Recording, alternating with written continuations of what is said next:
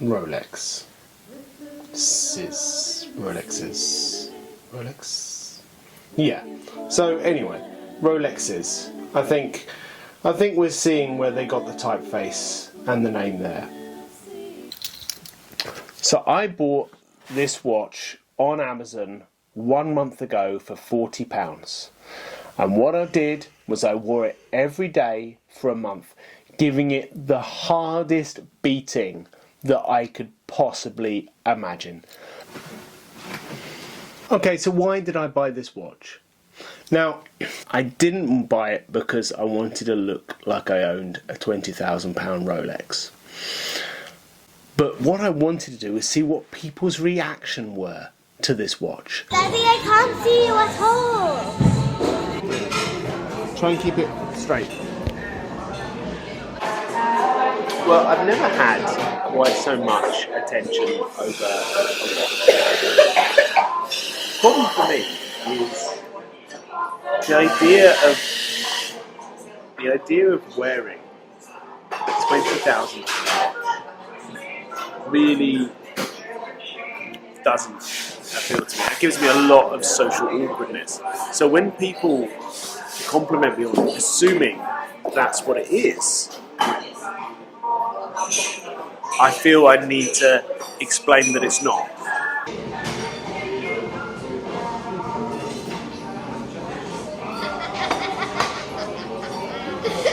This is going to be a funny one. So I wore this watch in groups of multi-millionaires to see what they would think, to see what they would say. And I'll be honest, I was pretty surprised by the results. So the first result was people catching it out the corner of their eye and saying, wow, Simeon, that is a really nice watch. There was no sort of, Simeon, how can you afford a watch like that? Then I would explain, of course, that it's not a Rolex. And they would actually, this was where I thought their reaction might be like, oh, that's a bit tacky, wearing what's basically a fake watch. But do you know what? Not a single one of them did. They all said, that's great. If you can wear something that looks the same as a £20,000 watch and spend £40 on it, that's brilliant. Everyone should do it. Several people who owned submariners themselves, I actually gave them the watch so they could have a feel of it and see what they thought of it. First thing they said was, it feels surprisingly similar. Very similar weight. The real difference would be the strap. The strap is definitely not to the quality of a Rolex strap. It's a bit more tinny, you can hear that, and it's just not as smooth, it's not as nice. But £40 versus £20,000? It's not that different. Of course, what I know you'll be saying is the movement. The movement is totally different.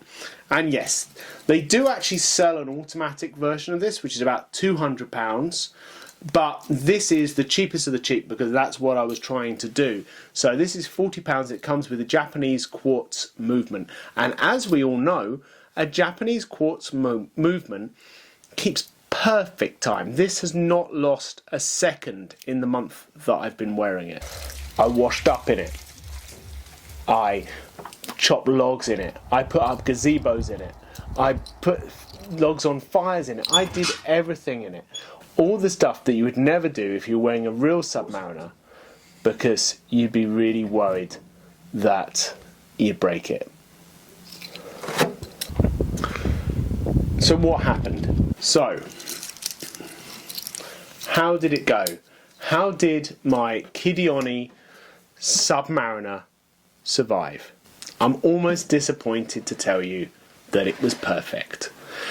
I think, you know, what a good thumbnail it would have been if this thing was smashed and looked terrible and was all scratched and I said to you, look at this, what a cheap piece of rubbish. But that's just not the case. This has been amazingly resilient. I mean, this glass, and I'm guessing it's not crystal like a Rolex, but this glass is so strong, absolutely scratch free. The metal, there is one tiny scratch on the bracelet that I don't even know if I'd be able to let you I don't know if you'd be able to see that. It is a tiny scratch on the bracelet, and I did that when I had my hands in the engine bay of my Land Rover fixing something I would never normally leave my watch on to do. So quite frankly, it's faultless. So here's the big question: would I recommend that you buy this Olevs watch? There's a few reasons you might want to buy it. One is you might just want to road test a submariner. You know, before you put, you know, I don't even know what the cheapest submariner is, but let's say about 10,000. So let's imagine that you just want to know if that is going to feel good on your wrist. This would be a really easy, cheap way of doing that. You might just want basically a decent hard-wearing watch that you can tell the time on really easily. It's very clear. The nighttime illumination on this is amazing. I mean, okay, it has been very sunny recently, so it has a bit of an advantage, but it's stayed glowing for ages. I genuinely can't fault it. I can't think of anything it's done wrong, and that has shocked me so much. So I can only say, yes, I recommend you buy it, because if you like the way a submariner looks, but can't afford a submariner, but don't want to actually go the full hog and have a fake one, because this is not a fake. It does quite clearly say the brand on it. It's not a fake Rolex. It's not illegal.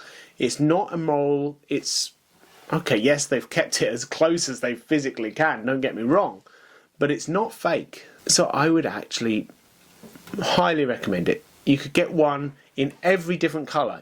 Let's get 7 different colours. They do quite a few. Let's get 7 different colours, and you can wear a different one every day of the week. Feel like a billionaire, but for hardly any money.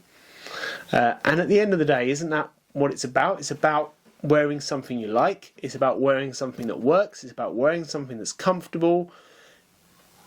It's not about showing off. Now, one thing, and this is probably more of a me thing, this is my problem. This is not a problem with this watch, and it's not a problem with a Rolex either. This is up here. What's the buzzword? Call it imposter syndrome, call it, I don't care what you call it. But I must admit, every time that someone said to me, geez, wow, that's a really expensive watch on your wrist, I just had to explain to them that it wasn't. I just couldn't let people think that. I had to say, no, this is not an expensive watch. This is a £40 watch. I can't afford a Submariner Hulk. And I did think to myself, if it was a Submariner Hulk and I couldn't say that, I'd probably feel pretty uncomfortable with people knowing that I had something on my wrist that some parts of the country you could buy a flat for the price of. But like I say, that's just me. I'm not saying anyone else should feel like that. That's a problem up here, that I would feel bad about wearing something of that value purely to tell the time. The Olevs Submariner-ish, Hulkish, serious thumbs up from me. Better than I ever expected it to be. Give it a go. 40 quid off Amazon. I'll put a link below. I just can't think of a better watch for 40 quid. I mean, that's the same as a plastic Casio, and this looks an awful lot better than one of them. I mean, I've got nothing against Casio watches. They're good fun, nice kitsch, but much better.